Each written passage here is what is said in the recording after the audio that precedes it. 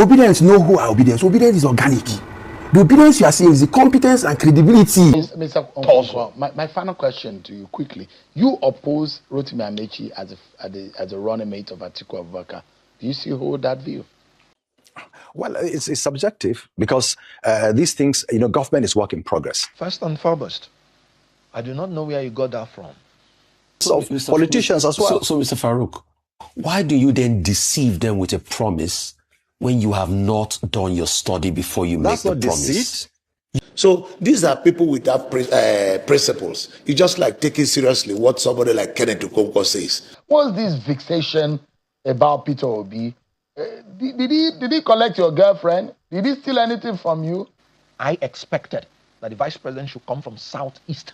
It was a geopolitical expression. People have asked me questions about Kenneth Okonkwo, and my only answer to them is that. And let me also make one confession. Mr. Peter Obi has since left your party, yet you're still going after him. You still continue to talk about. Hello guys, welcome back to Chaka Film. There's this video I want you guys to watch now, even before we start talking about Kenneth Okonkwo and others regarding the emotional blackmail against Peter Obi. This video is of Peter Obi and against the former governor of Anambra State, Chris Ngige, in this gubernatorial debate in 2009. Now, I believe after watching this video, if you still have that mindset of saying I'm not voting for anybody, or you haven't collected your voter's card, please guys, you really need a deliverance. So before we start watching that video, please, if you are new to my channel, guys, please hit that subscribe button, click on the bell icon so that whenever I drop any latest update, you will be notified. Thank you very much. The question, the response of the constitution of government, we must say it so that people should know. These things. Because you can break me away. You don't like to talk to governments again when you hear that we don't have a plan. You lose like the job is too hard it's not too hard. These things are simple things. Go and fight. Civil servants and commissioners are lazy, they don't really fight. If you read fights, you will see what your predecessors have done. From any regime. And so when they people talk, no, there is no continuity, there is no plan, there is nothing that. No. People were there. They will not die. And they appropriated the money and used those monies. Thank you. I would disagree with my predecessor that the civil servants are lazy and they are not doing their work. I would disagree with that they are not telling the authorities what they want to hear. We make them to be like that. It is what we put in. The civil servants are like another system. Since Anambra State was created, and I want to use that word, when I use it with emphasis. How many of the civil servants have been to training? Where did they train them? And we want them to produce magic. I sent 14 permanent secretaries to the UK recently. They have to be trained. They have to know this. I do read facts. If anybody can challenge that, Peter reads facts.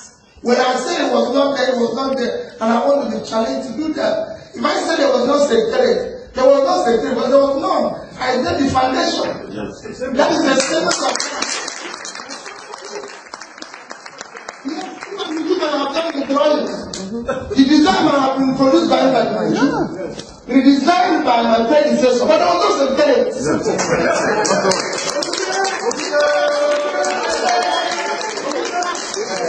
So when we say such a thing, let people not disagree with it.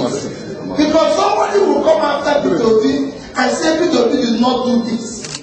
I won't go to him and say, no, I did it. I plan to do it. It is not the same thing. Even road, even construction, I can stop it. Any government company can stop it where it stopped when he came in. That he continued it. He has the right to claim, I make it here. I put it here. So if everyone can claim, this is not it. I want everybody to know. Nobody, I for one, does not believe in issue of looking at the past. But you can't say, this is where I met it. When I said about the bank this morning, and my predecessor on the bank is there, and today the bank is doing great, I can say, hey, I took this bank from here, made it 25 billion bank. Today, Chris Ngige made it a much bigger than institution. When I left it, Our balance sheet was barely 100 billion naira. Today, they're coming about 1 trillion. So he has to say, the payment is the payment. I will not put any man on my one. Because when I'm able to live, I will push you. What can I do that? I'm push not crazy because crazy is not your cause. So it's a normal thing. Now you can see the difference between a leader and a political actor. Why Chris Ngige is trying to pull down the civil servant or try to blame the civil servant for his own failure, Peter Obi is telling him that you failed at training the civil servant. That during his tenure or his first tenure, he has trained these people, sent them outside the country to go and receive training on how civil servants really work. Then you know when we talk about a leader, that is what you see from Peter Obi. Now let's leave that topic for now. We'll talk about it at the end of this video.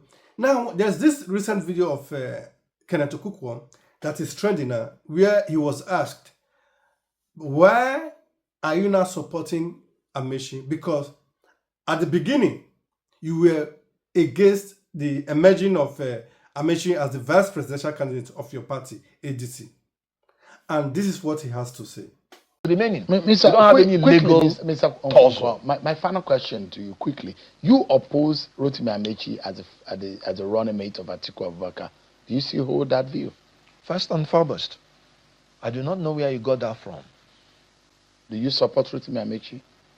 First and foremost, Rotimi Amaechi is the choice of the party and everybody that is a loyal party member.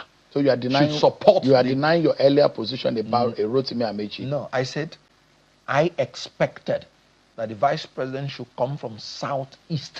It was a geopolitical expression, not the person of anybody. And of course, I understood the limitations within the Electoral Act 2026. Remember, for anybody to be eligible to contest, you must have been a member 21 days before the primary. So the people from the Southeast that I would have preferred, strictly speaking, we are not even registered members. So we are restricted. Rotimi Amaechi, Hayatuddin, Atiku Abubakar, Peter Obi, these were the people that we are showing interest to contest the presidential election. And then when Peter Obi left, Southeast was thrown into confusion.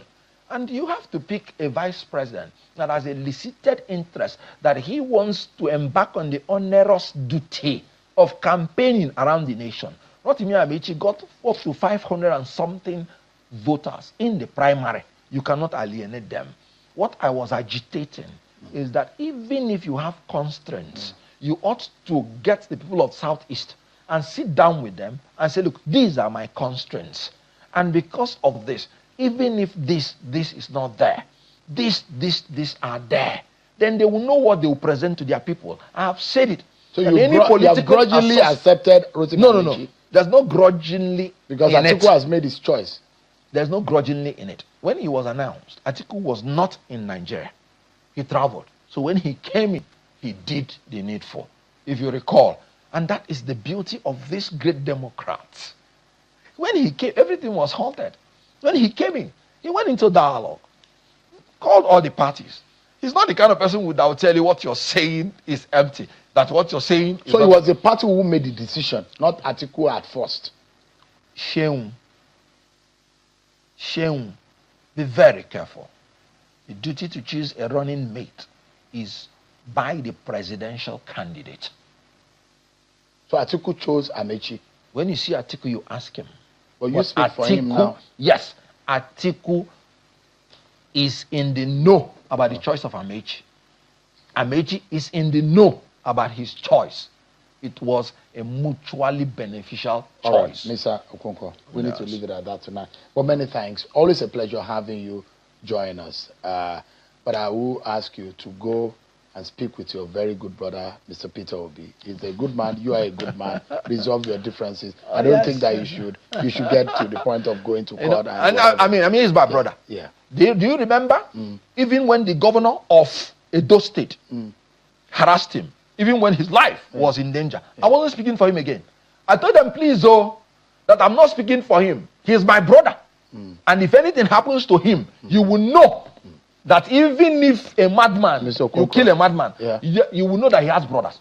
I came out to defend him. But you know what? He is taking me to court. All right. How do you go? How the Mumba. Thank you so much indeed. When he was asked, he's trying to dodge the question or even ask Sheung, where did you get that from? But I want to answer him on this video that we got this from his Twitter page on what he posted a few days ago, a few weeks ago. And I will read, and then you'll see the message or the post beside me here, and I will read few of that post. And it goes as follows. I heard from the social media that ADC has picked its vice presidential candidate from South. If this is true, it is unfortunate as this will continue the crude marginalization of the Southeast. This geopolitical zone has neither produced a president or a vice president since 1990. To deny the Southeast the opportunity to produce president or vice president in ADC in 2027 will amount to perpetuating the marginalization. The ADC was founded by Ralph Nwosu from the Southeast in 2005. He made the sacrifice to give up the party in 2025 for the coalition to usher in a better Nigeria. He could not have made that sacrifice to marginalize his own people. The second page. I did not join the coalition to assist in the further marginalization of my people, of my own people. I am of the opinion that if we made the sacrifice to give up the national chairman and the president, it will amount to unpardonable injustice to deny us the vice president in 2027. Blah, blah, blah, blah, blah. That is what he posted on his page. But now he's trying to deny that he never said something like that. You know, the funny thing about this ADC is that ADC, their national chairman is from the south, is from the north, as former Senate President David Umahi.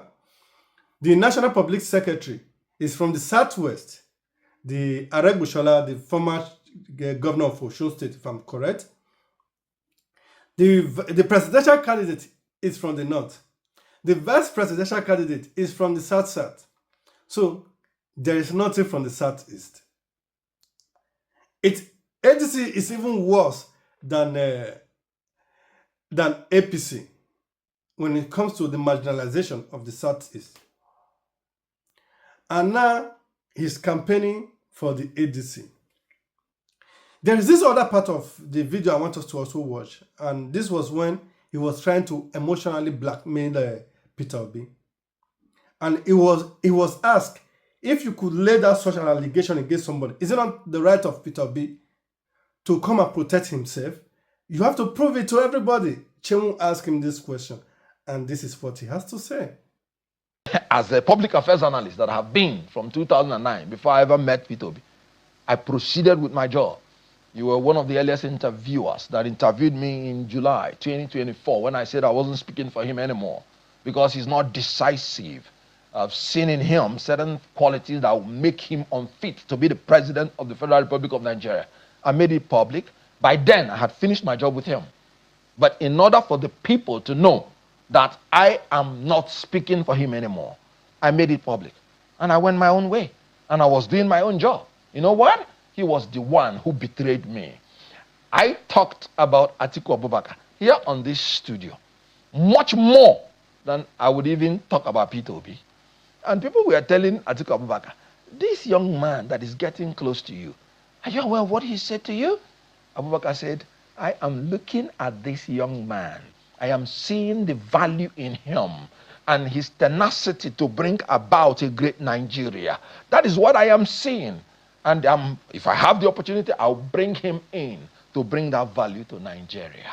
Look at a man, a talent discoverer, that discovered Ngozi Okonjo-Iweala, that discovered Professor Charles Soludo, that discovered El-Rufai. You knew how Abuja was before he came in, and he transformed El-Rufai. What Atiku Abubakar is looking at is not what you said about him, because he knows that his desire for Nigeria is not about him, but what value are you bringing in?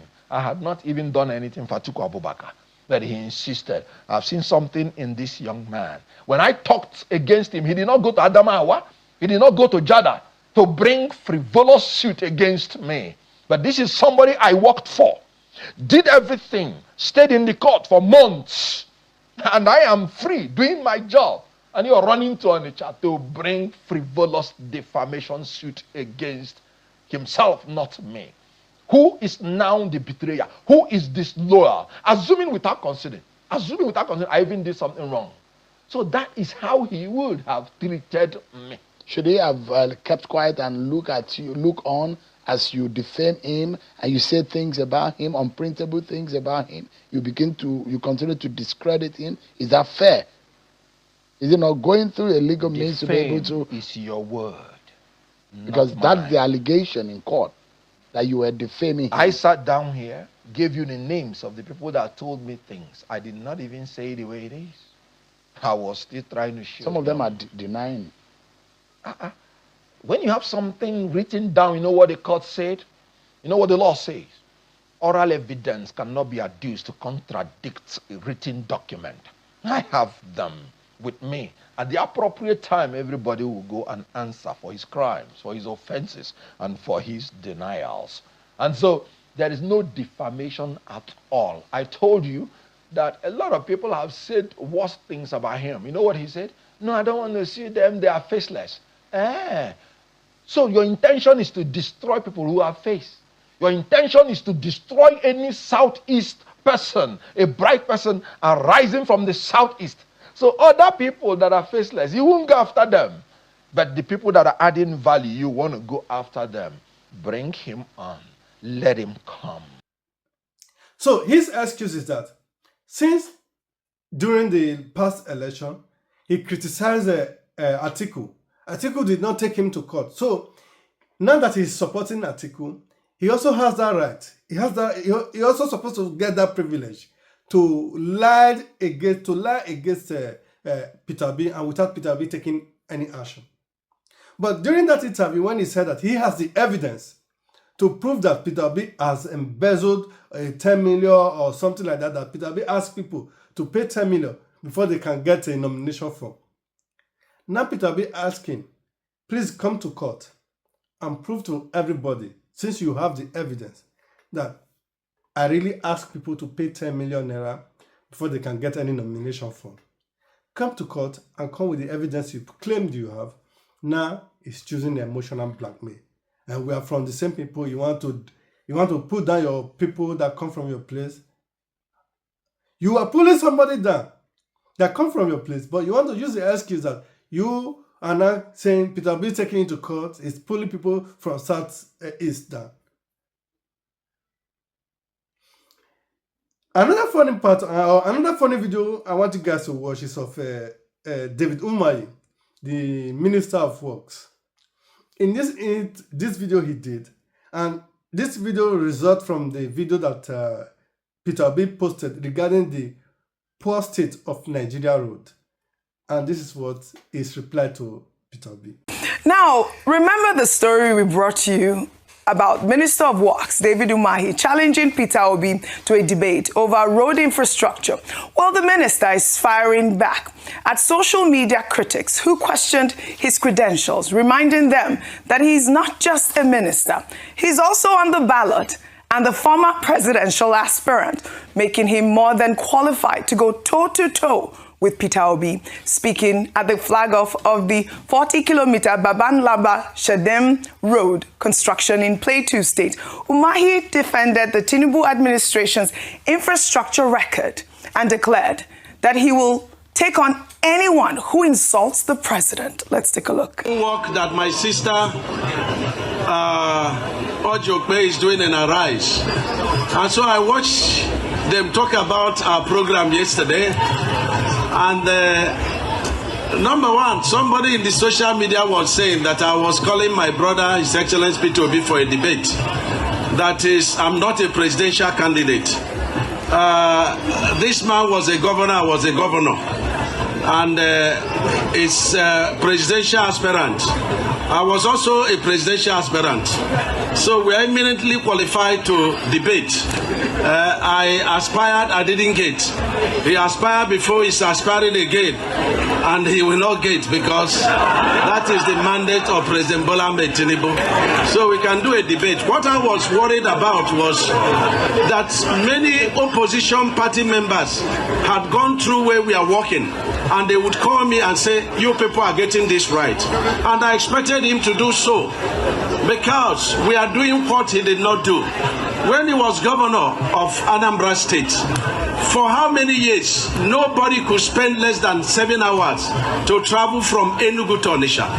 But today, you do it under 1 hour because President Bola Ahmed Tinubu is fixing that road. And they say I'm not on ballot. I'm on ballot because of what the president is doing. Because if the president is not on ballot, I'm not sure that this road here will be completed. I'm not sure that the 4 legacy projects will be completed. I'm not sure that Southeast will continue to be integrated in the affairs of the nation.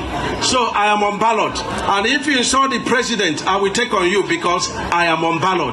But if you tell us where we go and do it, I've directed Minister of Works in Benin, Asaba, to go and they check out this road and talk to the concessionaire to fix that section immediately. Because of what, Mayo, my sister of Arise, had said. I welcome constructive criticism. You know what? Here is what stood out. Ayo, you made a point. I hope you heard him call you out. David Umahi did not just challenge Peter Obi to a debate. He also confirmed that the bad section of the Asaba-Benin Expressway is being addressed, directing the concessionaire to fix it immediately and crediting Arise News for flagging it. That is the difference between a debate and action. And right now, Umahi is showing both. Say what you may about Engineer David Umahi. This is it. He responds. I say this because how many times have we called out other ministries? How many times have we given feedback or analyzed the actions of other ministries without any kind of response or even acknowledgement? And this is the citizens' voices speaking. There are a lot of ministers that we talk about here, they don't say anything. So in that regard, I think when things are done well, they should be praised and encouraged to do even more. If we have political leaders and serving ministers inviting themselves to a debate, the people who will gain from it at the end of the day are the Nigerian people, because perhaps in the course of the debate we get to know a lot more. And in fact, if there's going to be any such debate, the Nigerian people should be involved so that we can ask questions and also follow up. I don't think there's anything wrong with a debate, and nobody should think that that is negative. But the more important thing is the commitment by Minister Umahi that he has already sent a team to go and look at that, affected portion of the Benin-Asaba Expressway. And of course, if you ask me, at the end of this video, you see that Peter Obi still has Peter Obi has the last laugh because he still won. Why? If Peter Obi hasn't called out the David Umahi regarding the posted, the 100 years road that is, they said it will last 100 years. The road is dilapidated while it is being constructed. If Peter Obi hasn't called them out, that road will be abandoned. Now that Peter Obi has called them out, they have not. He said they will send somebody to go and work on the road, to go and repair the road. Who won? Peter Obi.